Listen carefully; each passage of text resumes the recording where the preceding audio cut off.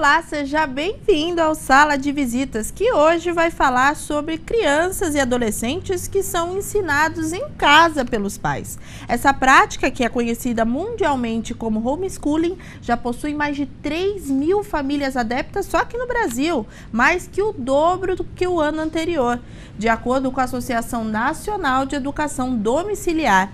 Para discutir o assunto, recebemos uma mãe adepta do homeschooling, Suzana Ferri Campos. Suzana, seja bem-vinda aqui ao Sala de Visitas. Obrigada.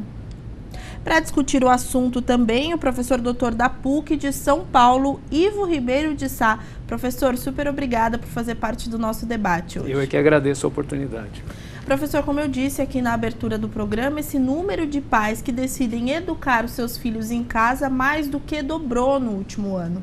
Quais são os principais motivos dessa prática ter crescido tanto? Bom, penso eu, que um dos motivos é a insatisfação que as pessoas possuem em relação ao sistema de ensino de uma forma geral. Não é de desconhecimento das pessoas, que o nível educacional, conforme tem se medido aí pelos sistemas avaliativos, não tem sido os mais satisfatórios nesse momento.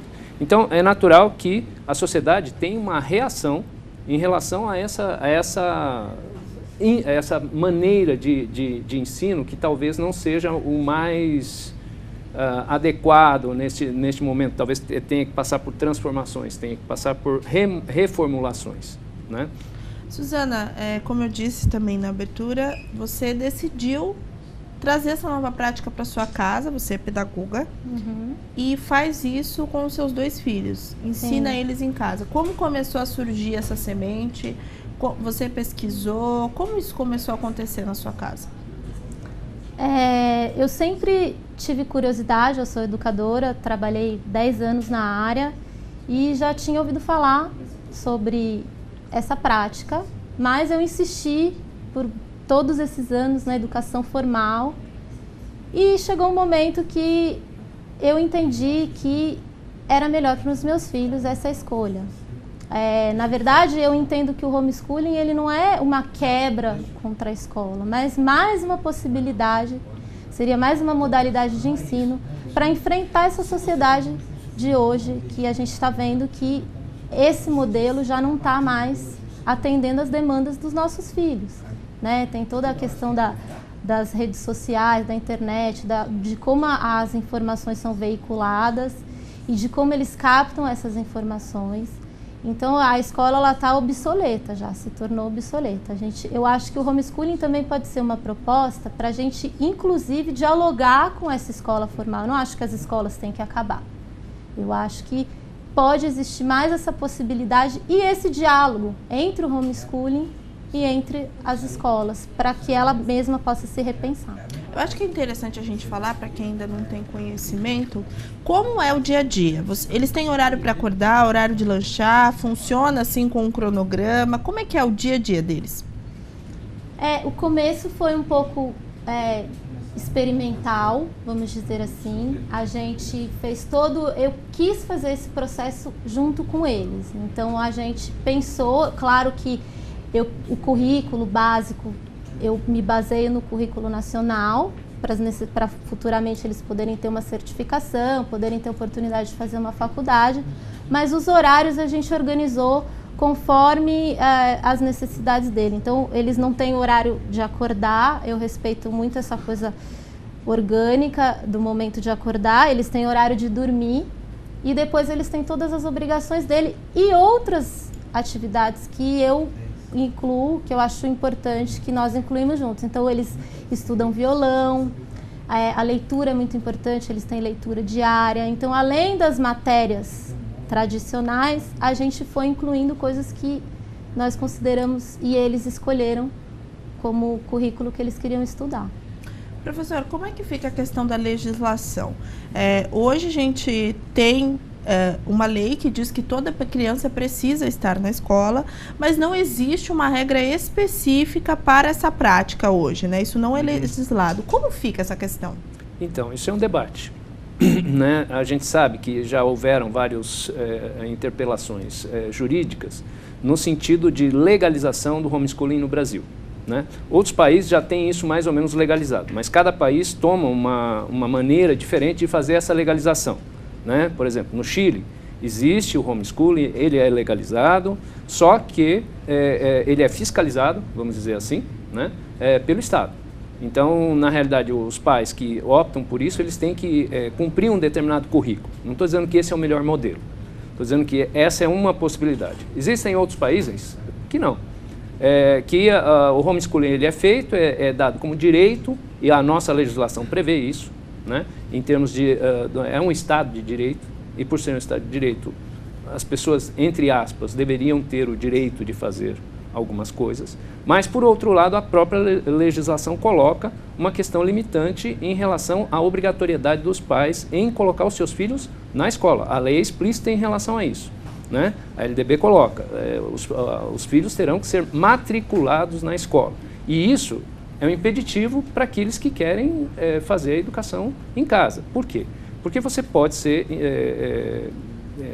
colocado perante a justiça, né, para responder sobre isso como um abandono intelectual, né? E aí você sofre, Código Penal, né? Você sofre sanções em relação a isso. Você pode ser preso, né? Pode ficar até um mês preso e ainda pode ter que pagar multa por negligência, fora as questões relativas ao Conselho Tutelar também, que pode intervir, e, enfim, né? A coisa pode ficar muito mais complicada. Então, assim, não é uma coisa que já está solucionada, né? Só que temos que ver qual é a situação política atual para que a gente possa efetivamente ter uma posição mais definida em relação a como legalizar isso, né? Eu acho que a discussão não é se o homeschooling é bom ou se é ruim, né? Ele é aquilo que as pessoas fizerem que ele seja, né? Então, ele pode ser ruim se ele for mal interpretado, e ele pode ser bom se ele for, como ela estava dizendo, associado a um sistema educacional, né? Assim então, como as escolas, né? Existem as boas escolas e as más escolas, então faz parte de um contexto, né? Suzana, eu acho interessante a gente falar também que, além de ter sido uma decisão sua, depois de pesquisar bastante, seu filho também acabou te pedindo isso, né? Sim. Meu filho passou por esse processo escolar, ele é filho de professores, então ele sempre foi muito ligado à leitura, ele sempre foi muito culto, então ele teve um choque cultural muito grande na escola. E ele sofreu bullying, e como eu estava na escola, fazia parte da escola, eu cheguei a ser diretora de escola, ele acompanhou esse processo junto comigo. E chegou em determinado momento e ele me disse: mãe, eu não aguento mais. E eu realmente acompanhei, ele chegou a fazer terapia, ele teve um acompanhamento profissional. E eu via que ele ficava sozinho no recreio. Então, mas ele não é um garoto que tem problema de socialização. Eu acho importante ressaltar, claro, né? Porque, meu filho, coitadinho, não é isso. Ele, em outros espaços, ele não tem problema, ele tem os amigos dele, a gente tem uma vida social bastante ativa. Então, eu entendi que era um pedido fidedigno e eu resolvi atender, me senti pronta para fazer esse processo. Essa pergunta também depois vou dirigir a Suzana, mas eu queria a opinião do professor também. Eu acredito muito que esse crescimento da prática tem muito a ver com essa necessidade de mudanças na forma com que hoje o ensino é aplicado na rede municipal, na rede estadual, etc. Essas mudanças que já vêm sido discutidas e etc. Como você pratica a grade curricular deles? Você disse que tem violão, algumas coisas, umas atividades diferentes do que a gente costuma ver, mas matemática, português, como é que é isso? Você aplica a grade parecida com a da escola? Você se preocupou em fazer alguma mudança?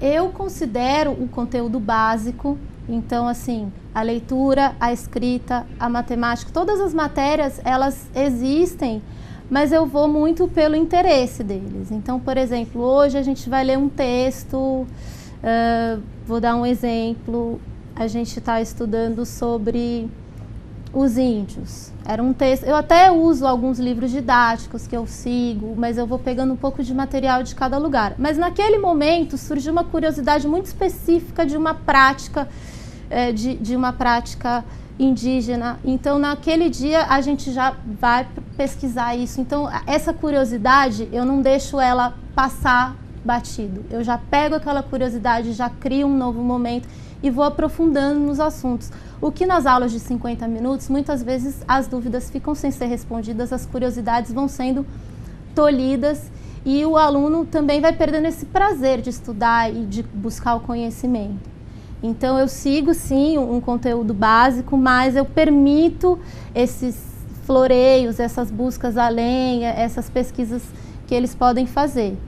E, em alguns momentos, isso passa do horário. Eu não tenho um horário, olha, a gente vai estudar 50 minutos, acabou o português, vamos para a matemática, acabou a matemática, vamos para a geografia. Não, a gente tem o nosso horário, mas se a aula de história ou a de matemática for super legal, eles ficam a tarde toda estudando história. Eu acho que isso não é um impedimento. No outro dia, a gente retoma aquela matéria que a gente não conseguiu estudar.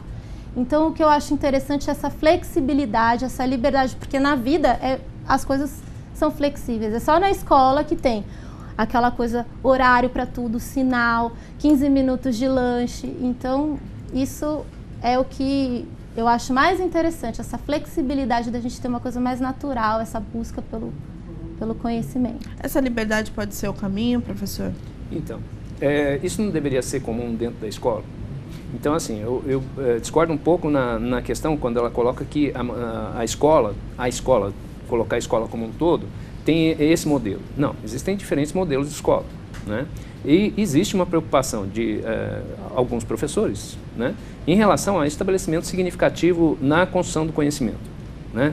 Então, assim, o que ela está dizendo? Está dizendo, olha, aquilo que dá prazer para o sujeito é aquilo que eu vou me encaminhar para que ele possa estabelecer relação de vínculo, de significação com aquilo que ele está aprendendo para realmente ele aprender. Né? Então, o princípio educacional é exatamente esse. Né? Isso é possível de ser feito na escola? Perfeitamente. A única coisa que não se tem é a liberdade, né, como ela disse, de interrupção em relação ao tempo curricular. Né, porque você tem uma exigência, né, do contexto educacional coberto por um determinado período, né, que você é obrigado a desenvolver uma aula de 50 minutos e tal. Mas não que essa atividade ela tem que ser desprazerosa. E também que não necessariamente ela sempre será prazerosa. Né? Por quê? Porque nós aprendemos tanto dentro de uma situação de conforto, quanto dentro de uma situação de conflito. Às vezes muito mais dentro de uma situação de conflito. Então, as questões relativas a isso é muito, assim, é delicado nós colocarmos em uma situação de generalização. Né? Aí tem, óbvio, a gente sabe que a escola, na maior parte das vezes, né, segue aquele esquema tradicional da aula mais maçante, aquela coisa mais extenuante para o aluno. Aí é óbvio que a situação domiciliar ela favorece muito mais do que a situação educacional escolar. Né? Então, são essas nuances que eu acho que são interessantes de nós nos atermos para que a gente possa efetivamente fazer uma avaliação. Porque eu acho que, não quero adentrar ainda isso, mas já falando, né, que o homeschool ele não é algo para todos. Ele não é algo que pode ser implementado, no meu ponto de vista, nacionalmente para que todos façam do jeito que queiram fazer. Por quê? Porque tem pessoas que têm uma condição para se fazer isso, como ela mesma disse, ela é pedagoga, ou seja, ela tem uma formação, né, pedagógica para se trabalhar com isso, mas quantas pessoas têm essa formação? Né? Professor, são muitas questões, né, para a gente abordar. A gente já viu que é um assunto que tem muitos pontos de vista, pontos positivos, pontos possíveis negativos. E é esse balanço que a gente vai fazer no próximo bloco. Agora a gente vai fazer um rápido intervalo, mas daqui a pouco tem mais Sala de Visitas. Fica aqui com a gente.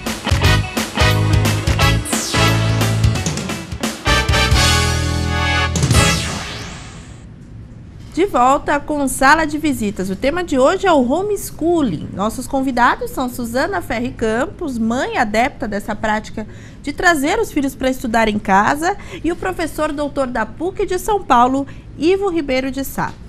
Professor, bloco passado a gente encerrou com uma frase sua dizendo: o homeschooling não é para todos. Eu acho que é uma questão muito importante a gente dizer que as regras da escola, os horários da escola são maçantes, estão, de certa forma, obsoletos, algo precisa ser feito.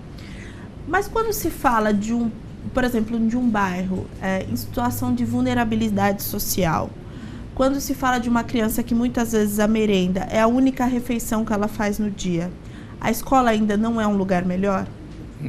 Essa é uma pergunta interessante, porque eu acho assim, que era o fundo da minha questão, né? Quando eu disse que não era para todas as pessoas, né? Porque assim, muitas famílias procuram a escola porque necessitam da escola, né? Que é o que você está colocando. Então, realmente, se você pegar as regiões de vulnerabilidade, que é como é chamado, né? Essas regiões, realmente, os pais, eles necessitam da instituição escolar para que eles possam desenvolver a sua vida, né? Se você olhar, por exemplo, o que nós tínhamos em termos de problemas, né? Que agora, em certa medida, não vamos discutir isso agora, mas em certa medida foi solucionado, né? Nós tínhamos uma deficiência muito grande em creches. Pois bem, por que o poder público precisaria oferecer creches? Ele precisaria oferecer creches porque o pai trabalhador, ele necessita que seu filho fique na escola. Ele delega essa responsabilidade de formação à escola, né? E isso, evidentemente, vem ajudar as famílias. Então, se você considerar um universo brasileiro, o que nós vamos ver? Principalmente nos grandes centros, né? Porque o Brasil é muito diverso, né? Mas principalmente nos grandes centros, a necessidade que o pai tem do apoio escolar no sentido de organização da sua própria vida. Se você fala de uma classe média, média alta, essa classe ela tem uma condição melhor, vamos dizer, né? De ter uma prática de homeschool. Mas qual o número dessa população?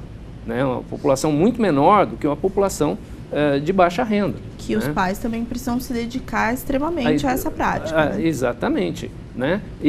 E a questão do que a gente já falou, que é o próprio conhecimento que o indivíduo tem, que o indivíduo possui. Né? Como é que você define um currículo? Ela disse, olha, eu tomo como referência as diretrizes curriculares, os parâmetros curriculares, os documentos oficiais, para que eu possa efetivamente não sair da estruturação social. Né? A estruturação social ela se mantém.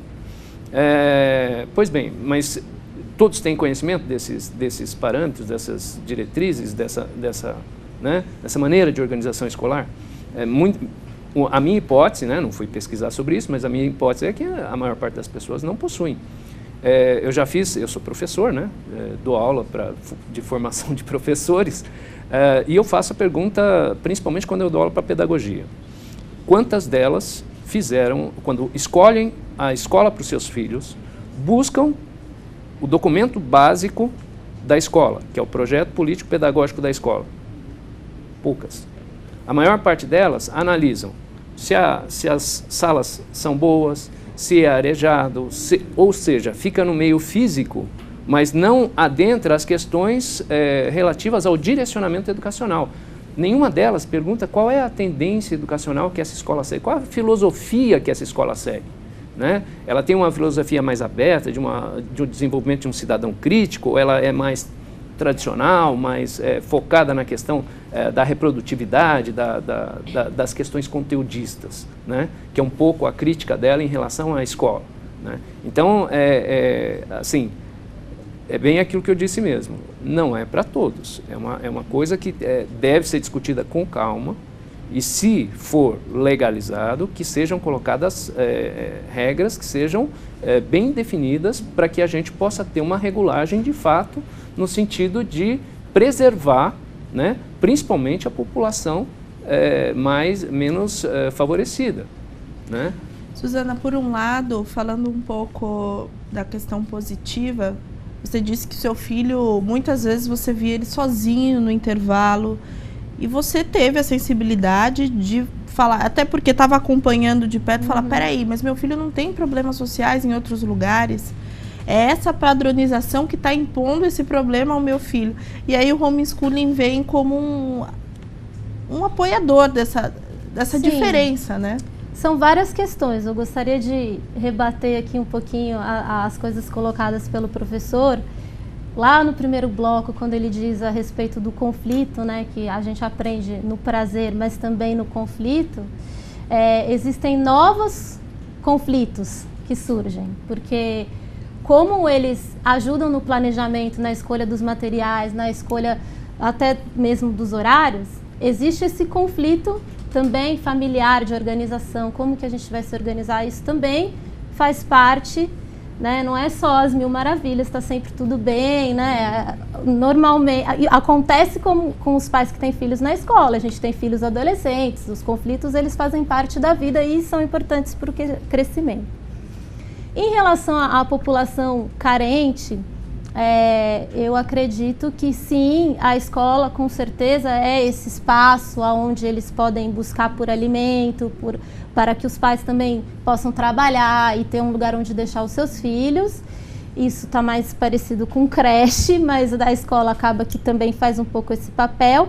Mas eu acho que é o momento da gente começar a pensar em outros espaços. Existem organizações de bairro, ONGs, espaços comunitários que podem fazer esse trabalho de uma forma menos agressiva, menos taxativa e menos classificatória, porque a população mais desfavorecida é a que mais sofre com essa classificação.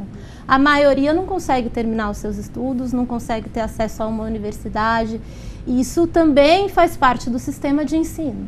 Essa dificuldade que eles têm de conseguir, né, essa classificação. Então, só os melhores vão chegar na faculdade. Que aí é o acesso à universidade pública, aquela coisa que a gente conhece bem. Exatamente. Suzana, você disse uma palavra na sua resposta que eu acho que é uma questão importante, familiar. Conflito familiar. Como que é dividir o afeto materno na hora de educar, na hora desses conflitos, sabendo que na escola você tem colegas que pensam diferente, e aí esse conflito vai tomar um rumo diferente, professores que pensam diferente, pensando lá na frente o mercado de trabalho, que você vai ter seu chefe que vai pensar provavelmente completamente diferente de você. Como é lidar com isso?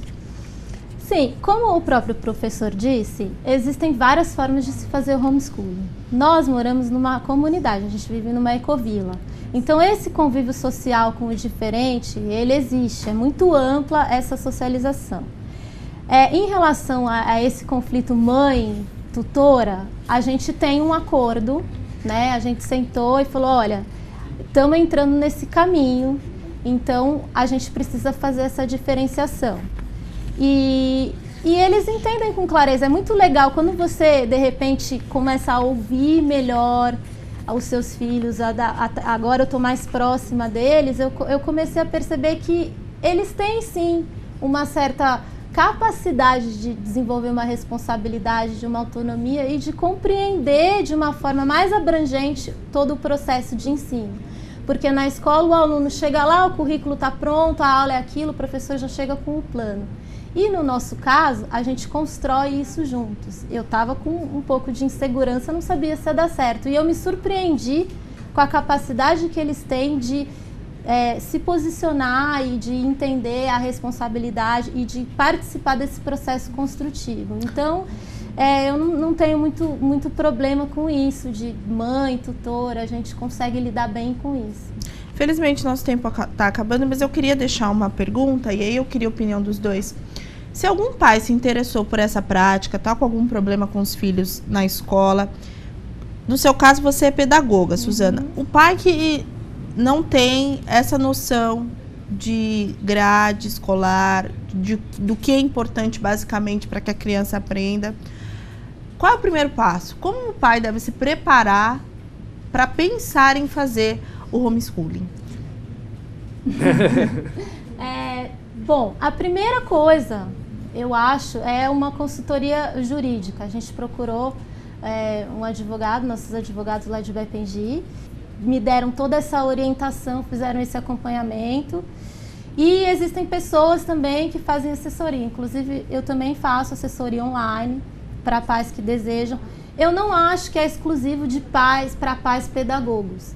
Eu acho que existe uma possibilidade, existe essa possibilidade de consultoria, existem tutores fazendo esse trabalho online e existem algumas instituições também que ajudam as famílias a organizar essa rotina, esse currículo e a encontrar qual que é o perfil de cada família. Eu discordo um pouquinho no seguinte sentido. Eu não acho que uma assessoria, uma tutoria vai formar pedagogicamente uma pessoa para trabalhar com isso, né? Então tem uma questão de determinadas habilidades, né, que o indivíduo precisa desenvolver para que ele possa se profissionalizar. Porque senão você extinguiria o professor. Não teria mais necessidade de professores, nem muito menos a necessidade de formação de professores, né? Neste momento não é a realidade, né? Então eu acredito que há sim alguns pais que têm uma condição, né, de tempo, uma condição de conhecimento, né, para que ele possa efetivamente atuar com isso. Agora, não é adequado para a maioria das pessoas. Penso eu assim, não acho que, não sou contra, mas acho que tem que se colocar a coisa de uma forma muito tranquila para que a gente não caia no mesmo problema da escola. Acha que isso é solução para todas as situações, e não é. O caso dela é o caso dela, o caso de outro é o caso de outro. Então, cada um tem que ter as suas particularidades. Ela disse, meu filho sofria bullying. Quantas crianças sofrem bullying na escola? Muitas, né? Eu acho que se a gente conversar aqui, a gente vai ver que nós sofremos bullying quando estávamos na escola.